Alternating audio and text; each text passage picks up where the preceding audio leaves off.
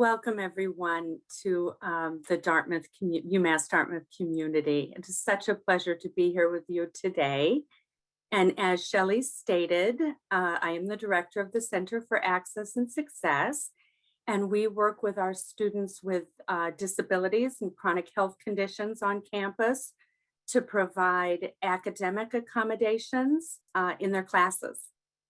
And I have a short informational video I would like to show. Gwen, if you could do the honors. Thank you.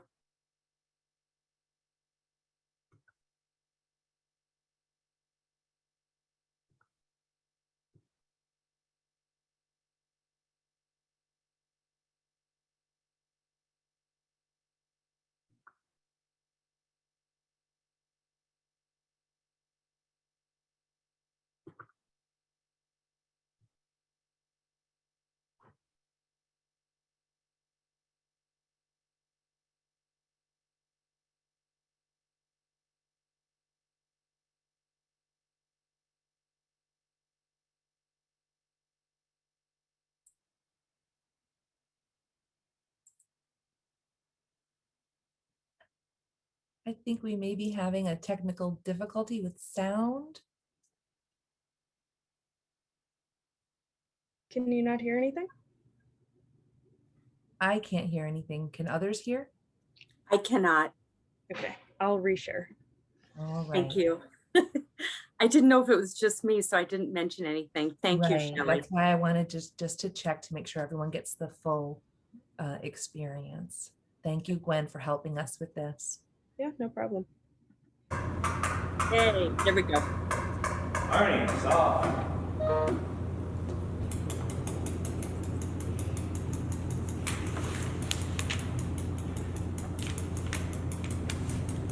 Do you need a less to strike the norms of testing? You have a disability? Maybe you had an IEP in high school. If you qualify for any assistance and accommodations, you've got to take advantage of it.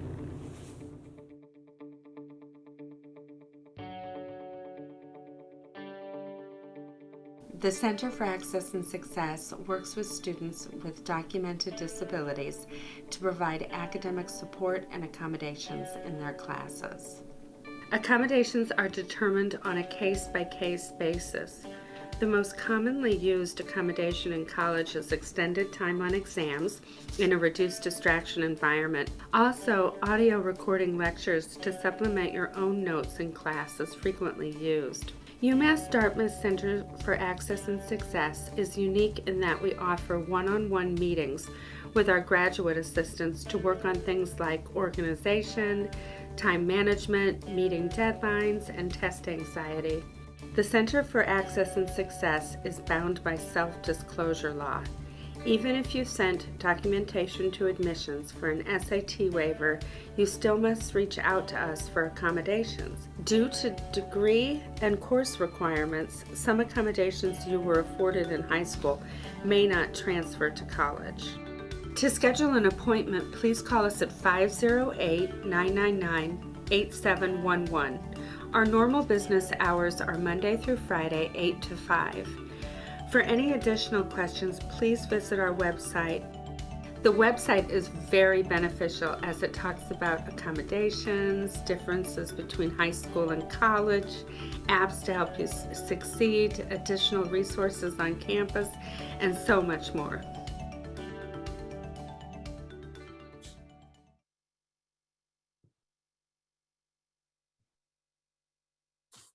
Thank you so much, Gwen. So we work with registered students who have a variety of learning and attention differences, students on the autism spectrum, visual, hard of hearing, deaf, mobility issues, executive functioning, traumatic brain injury, and many more. We are offering, I'd like to tell you about a virtual event that we will be offering to students who plan to register with the center. It will be at August 11th at 11 a.m. And we will be talking about transitioning to UMass D, discussing differences between high school and college, the accommodation process, balancing college life, tips for success, and so much more. And we're also hoping that it is an opportunity for students to meet other students and make connections.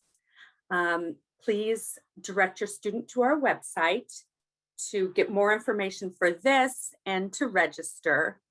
I will put that information and our contact information in the chat.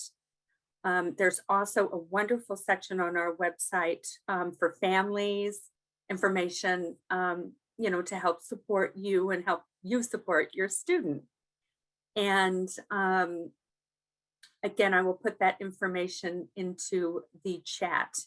And I'm going to open the floor for questions, but if you think of something, please email us and anytime over the summer, and we will answer any and all questions that you have at that time. So now I would like to open the floor if anyone has any questions. Shelley, I'm sorry, are we putting questions in the chat, or I don't know how that is working? Hi, Wendy. Sure. I was just looking at the Q&A where we have people can put questions in. There just seems at this point to be one general one. There's so much great information on this meeting from mentors, resources that students can need. Will you provide breakdown of resources? Also, is this a recorded meeting that we can refer back to? So thank you for that question. I'm answering that live now. And that is that yes, we are recording the entire day, all of the sessions that are part of family orientation. Those will be posted on the family orientation webpage after our graphic design marketing team packages up those videos and posts them. As far as specific resources, I think in many cases, all of our presenters are referring back to their web pages, which are public web pages that you'll be able to navigate to either during the session or certainly after, where the resources that they discuss will be accessed. In addition, I do want to share, let me grab another great resource. I just want to get you your link for this. Here we go. So there is an online orientation also, and for all students, they have 3 parts to their orientation. They have their online orientation. They were invited to do that once you made the deposit and they received their first email from UMass Dartmouth. Online orientation. Then there was the academic welcome, where students were welcomed by their college or program, and also academic advising and course selection were reviewed. The part 3, after online orientation and academic welcome, is the on-campus orientation that will take place August 28th through August 31st. So those are the 3 parts to your students' orientation. I also have access for family members that I'm going to put in the chat so that you can also go to online orientation and take all of those modules as well, if you are interested in doing so. And that gives you more specific resource information as well. All right, and so that I've just put into the chat. So that link should only be used by family members.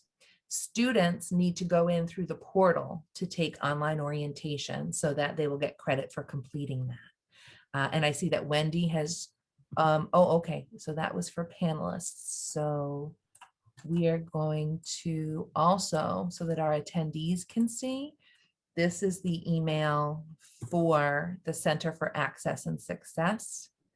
I mean, the website. And then Wendi has also placed in the chat the email address, access_success@umassd.edu.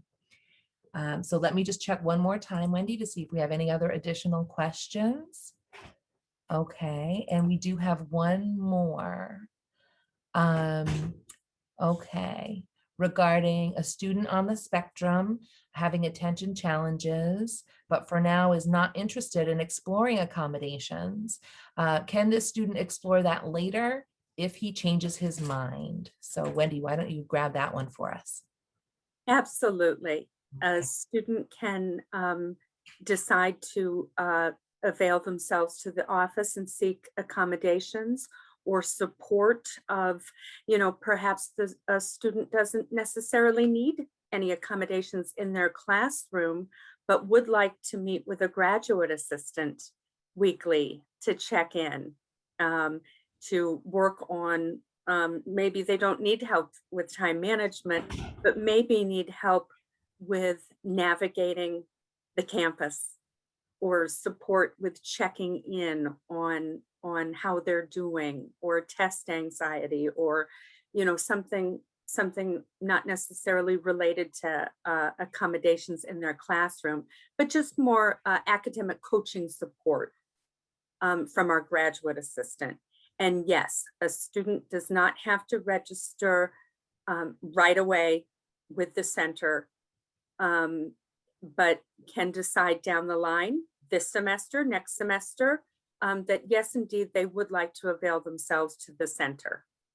So I would just encourage you, making your student, and again, Shelley stated that, the students will have ample information on programs and stuff that are available. But if you would like to remind your student and push them in the direction of our website, which has information on it. And we are also this year student-led neurodivergent group will be forming for opportunities to learn and experience social interaction with peers. And that might be something that your student is interested in too.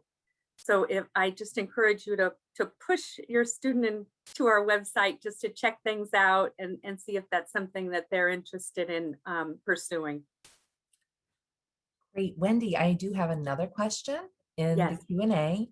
How quickly can someone get in for assistance if needed? Do they need to plan ahead? Well, assistance in terms of accommodations. So the student would simply need to make an appointment and would meet with either myself or our associate director, Tom Dodson. And we would then, review documentation, speak with the student, and determine accommodations at that time. At that time, we would also email the students, professors to alert them to the accommodation. Let's say they're asking for extended time on tests in a reduced distraction environment. It would happen pretty instantly, but I mean, if the student had a test the next day or something like that and couldn't get into the office for a appointment or something, obviously, that particular case, you would want to plan ahead. But the accommodation process happens pretty quickly. But, as always, you would want to plan ahead and have a little buffer area for an accommodation if you needed it immediately. Wendi, would it be wise if a family is not sure or the student is not sure, are they able to make an appointment this summer and have that reviewed? And is there a point where they can decide if they want to actually activate it or if they would just like to get everything on file in case they need it? Because I do know that, say a student decides, at the end of October, oh, I think I need these accommodations I was trying to do without. Accommodations cannot be given retroactively. So they can't say, okay, I want to go back to the work that happened in September and now use my accommodations. So I'm wondering if people aren't sure or the student isn't sure, which is, very understandable with a new environment. Is there a way that they can make an appointment and register and then decide a little bit later if they're going to actually use it? Absolutely. So in terms of information, they can call anytime over the summer or email anytime over the summer for information. In terms of signing up officially for accommodations, that can be done the earliest, the first week before classes start. That is the earliest that we can put accommodations into place. But any information or sending in documentation, is this documentation appropriate? Send that in any time over the summer. But then we would tell the student at that time that they need to make an appointment, and we can make it right then and there for a week before school starts or after school starts, the week when school starts, to put accommodations into place. Now, they don't have to use them, but like you said, they can be in place. But in terms of officially signing up for accommodations, the earliest that can occur is the first week before school starts. All right, and then related to that, I see another question in the Q&A. Can parents participate in the meetings? And then we just talked about when can we set one up, but just to clarify. Well, the initial intake meeting, if a parent wanted to participate in the meeting, that would be okay. But just knowing, moving forward that, your student is transitioning to adulthood, obviously, and their student will be responsible for communicating directly to university faculty and staff. And we will be directly communicating to your student. In moving forward, we could certainly give you general information, but encourage you to coach and assist your student to make well-informed decisions. But in the initial intake meeting, yeah, that would be okay. But again, moving forward, we will be working directly with your student, knowing full well that we have your student's best interest at all times in the forefront of our mind. All right. Well, thank you, Wendi. That does it for the questions in the Q&A.